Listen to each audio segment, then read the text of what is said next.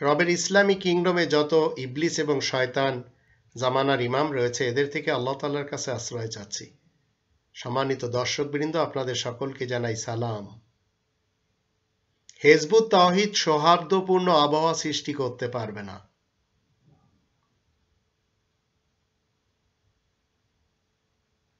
বাল্যকালেই সারা জীবনের জন্য মানুষ গঠন সম্পন্ন হয়ে যায় বাল্যকালেই। এ সময় ইতিবাচক মনোভাব গড়লে তা আর কখনো বদলায় না। বয়স্ক ব্যক্তিরাও ইতিবাচক মনোভাব গঠন করতে পারে, কিন্তু এ দায় নিজেদেরই নিতে হয়। প্রতিদিন সকালে আমরা আমাদের দৃষ্টিভঙ্গি এবং মনোভাবকে সমস্ত দিনের জন্য তৈরি করে নিতে পারি। বয়স্ক ব্যক্তি হিসেবে আমাদের কাজের এবং আমাদের ব্যবহারের দায়িত্ব আমাদেরই নিতে হবে। তাহলে কি হবে? সমস্ত দিনে আমরা সৌহার্দ্যপূর্ণ আবহাওয়া সৃষ্টি করে নিতে পারব। মানসিক কোনো চাপ আমাদের আসবে না। দিনের যত বাধা বিপত্তি সবই কেটে উঠতে আমরা সক্ষম হব। অসুস্থতার শিকার হতে হবে না।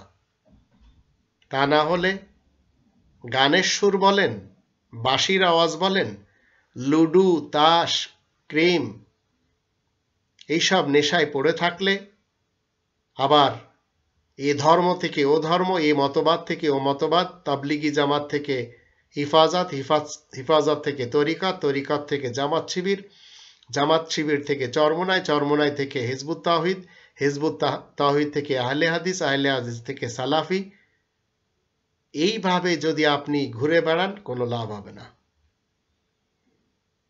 আপনাকে আমাকে সবসময় 23 নম্বর সূরা আল মুমিনুনের 97 থেকে 111 আয়াতগুলি সামনে রাখতে হবে। তাহলে আমরা এই সব বিপদ আপদ থেকে অন্তত বেঁচে যাব। এখানে আল্লাহ রাব্বুল আলামিন বলছেন, তুমি বলো, হে আমার রব, আমি শয়তানের দুষ্টমির কবল থেকে আপনার আশ্রয় চাই, আর আপনার কাছে আশ্রয় চাই শয়তানের আনাগোনা থেকে। অকুর রব্বি আউযু বিকা মিন হামাযাতিশ শায়াতিন ওয়া আউযু বিকা রব্বি আন ইয়াহদুরুন। বরং ওদের মধ্যে যখন কারো মৃত্যু এসে পড়ে তখন বলে, হে আমার রব, আপনি আমাকে আবার পৃথিবীতে পাঠিয়ে দিন। কেন বলছে? কারণ দুনিয়াতে হযবরল করে চলে গেছে। কখনো বিএনপি, কখনো আওয়ামী লীগ, কখনো জাতীয় পার্টি, কখনো জামাত শিবির, কখনো অন্য পার্টি করে শান্তি পাচ্ছে না কোথাও। কারণ শান্তি যেখানে সেখানে তো সে আসছেই না। তাই এখানে বলা হচ্ছে 99 নম্বর আয়াতে, বরং ওদের মধ্যে যখন কারোর মৃত্যু এসে পড়ে তখন বলে, হে আমার রব, আপনি আমাকে আবার পৃথিবীতে পাঠিয়ে দিন। 100 নম্বর আয়াতে বলা হচ্ছে, যেন আমি কিছু নেক কাজ করতে পারি, যা কিছু পিছনে ফেলে এসেছি। এটাই ওদের একমাত্র কথা নয় যা ওরা বলছে। ওদের পিছনে পর্দা পড়ে রয়েছে। ওদেরকে যেদিন আবার তোলা হবে, যেদিন যে পর্যন্ত তা থাকবে, 101-এ বলা হচ্ছে তারপরে নতুন আকৃতি দেওয়া হবে, সেদিন আর ওদের মধ্যে আত্মীয়তার কোনো যোগ সম্পর্ক থাকবে না, আর একে অন্যকে কোনো কথা জিজ্ঞাসাও করবে না। 102-তে বলা হচ্ছে, অবশ্য যার ওজন ভারী হবে তারাই তো নাজাত পাবে। 103-এ বলা হচ্ছে, যার ওজন হালকা হবে তারাই তো সেই দল যারা নিজেদেরকে ক্ষয়ক্ষতির মধ্যে ফেলে রেখেছে। জাহান্নামের মধ্যে ওদের চিরকাল থাকতে বাধ্য হতে হবে। 104-এ বলা হচ্ছে, আগুন ওদের চেহারা ঝলসে দিবে, সেখানে কদাচার কুশ্রী হয়ে থাকতে হবে। 105-এ বলা হবে, তোমাদেরকে কি আমার আয়াতসমূহ পড়ে শোনানো হয়নি? তোমরা কিন্তু তা মিথ্যা জানতে। 106-এ বলা হচ্ছে, তারা বলবে, হে আমাদের রব, আমাদের উপরে আমাদের দুর্ভাগ্য যে প্রাধান্য বিস্তার করেছিল।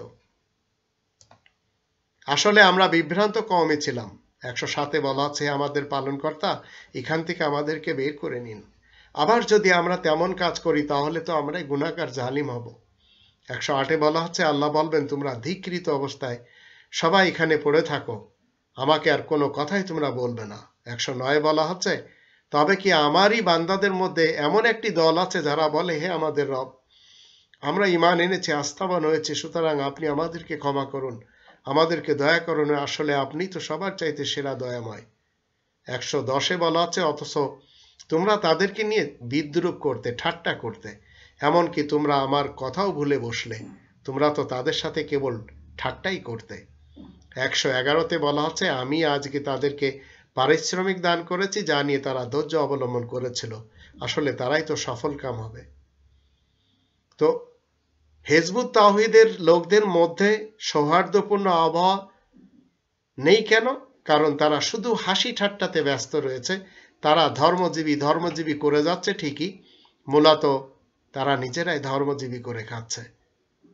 হুসাইন মোহাম্মদ সেলিমের কথা মেনে চলছে তারা, আল্লাহ তাআলার এই বিধিবিধান বাদ দিয়ে রবের কালেমা একপাশে রেখে তারা জামানার ইমামের কথা মেনে চলছে। অথচ জামানার ইমাম ইবলিস এবং শয়তানের পক্ষ থেকে দাঁড় হয়েছে, আর সেখানে দাঁড় হয়ে কিছু লোক পেয়ে বলছে আল্লাহ তাআলার কাছ থেকে এসেছে, আল্লাহ তাআলার পক্ষ থেকে দাঁড় হয়েছে। এই ধরনের কথা যারা বলে তারাই তো প্রকৃতপক্ষে আমাদের সমাজে ইবলিস এবং শয়তান।